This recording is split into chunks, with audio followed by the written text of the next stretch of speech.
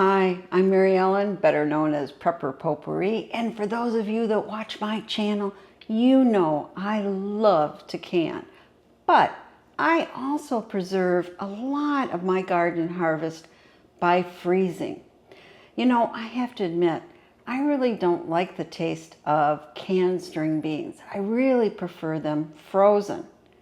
And today I wanted to share with you some of the tools and hacks that I have found to make the freezing process much easier, whether you're just freezing leftovers or your garden harvest. And any of the tools I mentioned, I got links below. Let's start with blanching. I know some people don't blanch their vegetables at all before they freeze them, but I'm a safe food preserver in most cases, and I do blanch when required. So take for instance my string beans. I blanch them for the necessary time before I freeze them because that helps preserve their color and their texture and can kill any surface bacteria. But I found this one thing to make it a lot easier. So I use a handy dandy mesh bag for my blanching. I just put my beans in there, put it in the boiling water for the required time, then just pull out the entire bag, put it in the ice bath so it stops cooking, and then dump out my beans to dry a bit on a towel. And then I can just put in more beans in the bag and right back into the boiling water instead of having to dump all the water so my beans go in a strainer. To me, this bag just makes it so much easier. And it isn't a hint I've seen on any other channels, but it is the way I always do it. I guess it's one of my best kept food preservation secrets. Now, let's talk about getting your food, maybe you're using a Ziploc bag, getting your food into the bag. Okay, for meat, that's relatively easy, but what if it's soup, right? Or stew? How do you get it in here without ending up to have a mess on your kitchen counter? Well, I found this tool. It's a bag holder, and you just put your bag in just like that. On the other side. There you go. Can you see? Easily holds up your bag for you. And then you have two hands free. One to hold the pot or the bowl and the other one to scrape it into the bag. This little device is really ingenious. And I love that it also folds flat. Just like that. Really, really comes in handy. And I never knew I needed one until I got it. And now I use it quite often. And I no longer have messy counter spills. Another method I swear by is flash freezing. And that's where you put your food, let's say in this case maybe cherries, onto your pan. And then you stick your pan into your freezer and freeze it until your cherries are frozen or whatever item you're freezing. Then you take it out and put it in your vacuum bags and seal. And why do we do that? Well, because it keeps things like this cherry malleable. They're all individual in your bag, so you can easily separate them when you open a bag. Maybe you don't want everything that's in the bag. It works out great. So I really like these sheet pans. Yes, it's dirty. Let's just say it has character. But I would line this with parchment paper or foil before I put the item to flash freeze. Now, when you buy these pans, just make sure you have the size that will fit in your freezer. Now, let's move on to soup, stews, sauces, liquids, that type of thing. Then I like to use silicone. This is a little soup silicone container. I like it because it indicates you can know if you got a half a cup in it, a cup or 2 cups. Even comes with its own lid, and it comes in a set of 2.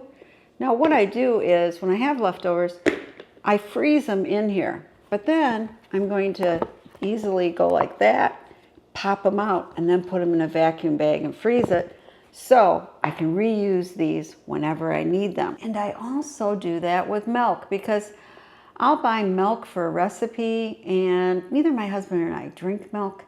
So it will go bad if I leave it in the refrigerator. So I freeze it in certain portions. I might be using muffin cups or even bigger ones like this. And I indicate how much. Is it a half a cup, 2 cups, whatever. Freeze it, pop it out, and then vacuum pack it. And then whenever I have another recipe that needs milk, I have it in my freezer. And you can even use that for if you have some leftover wine. Yeah, you can pour it in portions, be it, again, tablespoons or fractions of cups, freeze it. And yes, you're not going to be drinking it with your evening meal, but it could come in handy for a recipe. So all of these different silicone trays are really great for leftovers or other items to save in your freezer so you don't waste. And then you also have the convenience when you need something, hey, it's right in my freezer. And I also use this method when I have too many eggs, which occurs every once in a while. I really have too many eggs in my refrigerator. And then I do this, I beat them up, or I should say mix them up, and I put them into trays. I freeze them, indicate if it's 1 egg, 2 egg, 3 eggs, whatever. Then pop them out of the mold and vacuum pack them. And then when my chickens are molting, I can still have eggs for recipes. So any of these silicone things works great. Now let's talk about glass jars. Some people say, no, no, no, never put glass in your freezer. Well, my mom always saved jars. Like here, I'll be making some sauerkraut and pork steak. And so when I do, I'm going to clean out this jar really well, save the jar and the lid, and then I can put items in it to freeze. Maybe there'll be leftover actual green onions. Chop it up and put it in here and then freeze it. To me, what you need to do is leave ample space at the top because whatever you're freezing may expand, especially if it's a liquid. Now, could it crack in your freezer? Maybe. Did it ever crack for my mom? No, it did not, and she lived to be 100. And has it cracked for me? No, it has not. But that is a choice you can make, but I think it's a great way to reuse your jars and your lids here. And I've also used canning jars and reused a canning lid for that purpose. So again, really is great. Instead of throwing this into the trash, you're reusing it, or should I say repurposing it. Now, one of the backbones of my freezing, of course, is my vacuum sealer. And I really think that is a tool that you want to get for your kitchen. And they come in many different, to handheld to very expensive vacuum sealers. And for many, many years, I used a Food Saver vacuum sealer. And in fact, I think I went through 2 different models.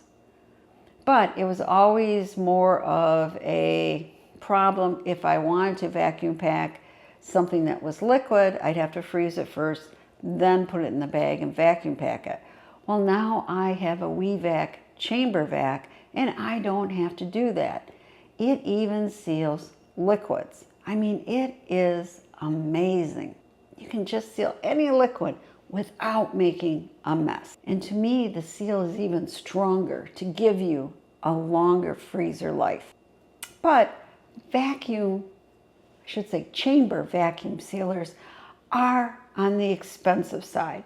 So one of the more budget ones that I found works wonderful is WeVac. And I do have information below, and a discount code if you're interested. But I really recommend that you have a good vacuum sealer. And then what do you need with a vacuum sealer? Well, I like good vacuum bags. And again, I love the WeVac bags. They come in different sizes. You even have a bag cutter if you want to make bags to your dimensions. It's really nice to have custom lengths. And I always want a good supply on hand. So whenever I want to freeze something, I have the size bags I need. You know, vacuum sealing really does cut down on freezer burn, and it makes items last so much longer. So if your budget allows, I recommend a WeVac chamber vacuum, but either way, get a good vacuum sealer and have bags on hand. You really need it. It is much better than the freezer bags, the Ziploc bags. So whether you're freezing your garden harvest, preserving leftovers, or just trying to stretch your grocery dollar, I hope these tips and hacks have helped you. If you want to try out any of the tools I showed you today, I put the links down below. And don't forget, if this video did help you, please hit like and subscribe. Recommend it to your friends. And as always, share the knowledge. And here is how I freeze my string beans.